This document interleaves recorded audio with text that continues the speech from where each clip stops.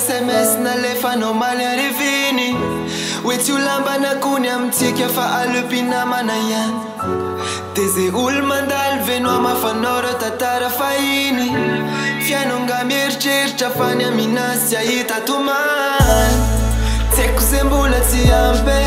tekuzefata faocha nifunawa nikafanwetsampe fatefana nina locha renja sfafna reta nanwandoza nozambatenati utsaruno zoten kwizonda yandwan fatam nawine nuna zapak natawe nandera pitavane tena lapsan pitine findris fatenu suparanoyo nirachampusa kakyan fanimirche chanzan wetamino yane nutafituman fatam nawine nuna zapak natawe nandera pitavane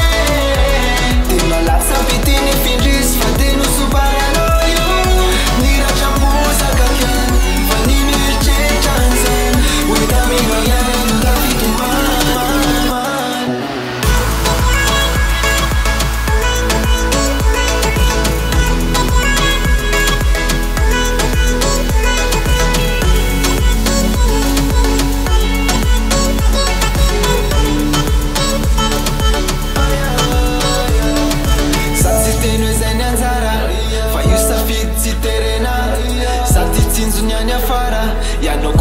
Yanimba tena salove manangana nuave wanila lenyarcha tenfona satino mitzvele atofana lana sfanda ni buton ey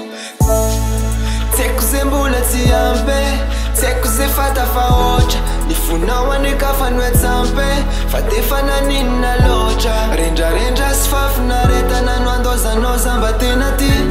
utsaruno zoten kwizonda yandwan fatam na